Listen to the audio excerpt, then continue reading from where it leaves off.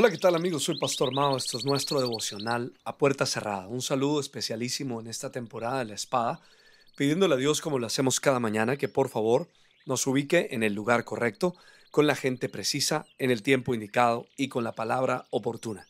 Y que llene nuestro corazón de su paz y también de su dirección para que podamos hacer su buena, perfecta y agradable voluntad de manera práctica en el día de hoy.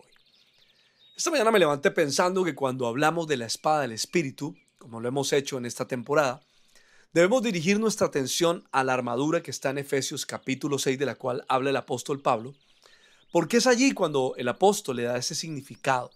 Pero es importante ver que la armadura tiene 5 piezas que son para protección, todas igual de importantes, para un guerrero obviamente, y sin las cuales no debería ir a la batalla, con el objetivo de que pueda resistir y permanecer firme. Ahora, en toda la armadura aparece un arma que es la única pieza que tiene como función la defensa, y es precisamente la espada del Espíritu.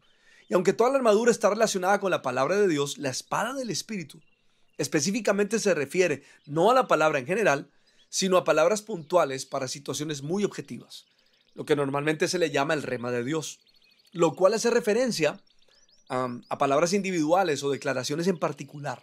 Es decir, son porciones específicas de la Biblia que debemos traer a nuestra vida según sea el momento. Aquí podemos decir que se desarrolla la habilidad del guerrero para saber cómo usar la espada en momentos puntuales y ser eficaz en su uso. Es por eso por lo que resulta necesario el conocimiento de la palabra de Dios. Permítame decirles que para todo momento de prueba, tentación, dificultad o reto, hay una palabra clave. Por ejemplo, hace unos días atrás salimos a una misión fuera de Colombia. En oración, Dios dio a mi corazón el Salmo 31 para salir de mi ciudad y yo lo tomé completo. Fui leyendo, orando y meditando hasta que entré a ese lugar. Durante los 4 días estuve allí, no hice otra cosa que meditar y orar en el Salmo 31, palabra a palabra. Cuando tuve que ministrar, lo hice también desde allí porque yo sabía en mi espíritu que ese era el rema de Dios para el momento y el tiempo. Luego, saliendo de ese país, tuve un enfrentamiento espiritual muy fuerte y en la madrugada, mientras oraba, el Espíritu Santo me dijo, Salmo 31. De nuevo la misma palabra, pero ahora el contexto era otro. Aunque fuera en el mismo lugar, en ese momento estaba enfrentándome a una lucha espiritual con espíritus de maldad. De repente, el Salmo saltó a mi corazón y a través de mi boca, como un arma letal, y durante 2 horas no hice otra cosa que declararlo, orarlo, usarlo de adelante hacia atrás, de arriba hacia abajo. Mientras oraba, cada palabra cobraba un sentido especial y yo podía experimentar cómo la espada golpeaba el mundo espiritual y reducía el ataque que había venido contra mí. Notemos que Pablo, cuando habla en Efesios de la armadura, de nuestro enemigo, del contexto en el que debemos luchar y por qué debemos hacerlo, luego de hablar de la espada del Espíritu, dice un verso que hay que mirarlo con mucho cuidado, y es el verso 18. Dice, oren en el Espíritu en todo momento y en toda ocasión, manténganse alerta y sean persistentes en sus oraciones por todos los creyentes en todas partes. Me gusta esto. Oren en el Espíritu. Escribe eso, por favor. Ahora, ¿cómo funciona eso? Bueno, amigos, orar es la disciplina y el acto espiritual de todo aquel que cree en Jesús y que debe practicarlo, ¿no? Pero no puedes orar en el Espíritu si no tienes la espada del Espíritu. Y esa espada del Espíritu es la que nos habilita, nos capacita y nos empodera para poder orar en el Espíritu. Cosa que cualquier persona podría hacer. Solo que requiere tener en claro que no es simplemente repetir versículos bíblicos uno detrás de otro, no es solamente saberse la palabra de Dios y decirla en voz alta, sino que esa espada del Espíritu entra en acción espiritual mediante la oración cuando ella ha hecho la operación en el interior del guerrero. Ahora bien, cuando la palabra es meditada en el interior del corazón, sucede algo que va más allá del conocimiento general, amigos. Más bien podemos decir que se refiere a la precisión bélica que solo viene como resultado del entendimiento de verdades específicas. Lo peor que nos puede suceder es ignorar la palabra de Dios o solo sabernos algunos salmos, porque cuando el ataque viene, el enemigo no va a huir ante la repetición religiosa o al grito apasionado de alguien que solo conoce algo sin entendimiento. Amigos, la espada del Espíritu no es una espada ancha, grande, que se agita de forma indiscriminada, como pegándole a lo que venga. Esa no es la manera. La palabra de Dios es una daga que se debe usar con precisión, con exactitud. Por eso yo recomiendo, como punto de partida, un manual de oración que he escrito, en el que he enseñado algunas cosas importantes sobre el tema de la oración y la espada del Espíritu. Puedes buscarlo en nuestras plataformas virtuales en materiales gratis.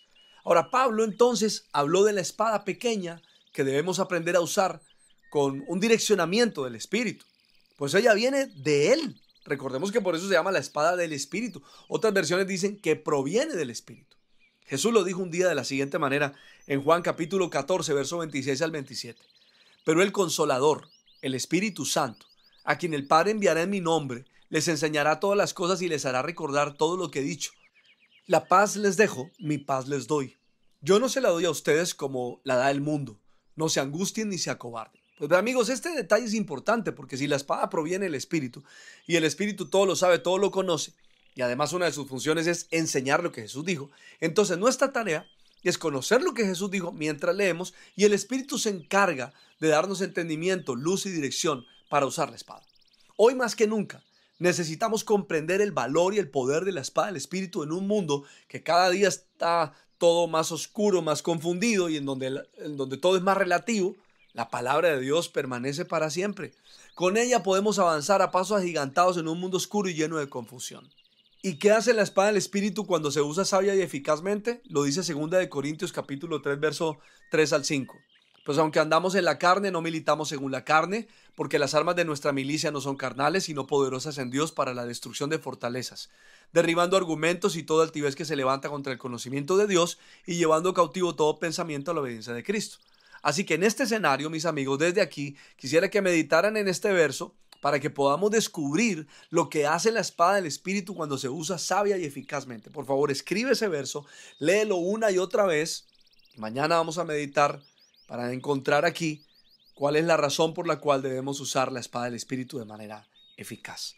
2 Corintios capítulo 10, versos 3 al 5. Oro por ti donde quiera que estés. Le pido al Padre, al Hijo y al Espíritu Santo que te ayude, que te bendiga la entrada y la salida, que traiga fuerza, ánimo y si te encuentras enfermo, que traiga sanidad, que bendiga tu vida y la de tu familia de una manera especial. Yo soy Pastor Mao y esto es nuestro devocional a puerta cerrada. Que pases un día súper extraordinario. Te invito para que te sigas conectando con nosotros en nuestro ayuno, peleando la buena batalla, 5:30 de la mañana, hora Colombia. Chao, chao.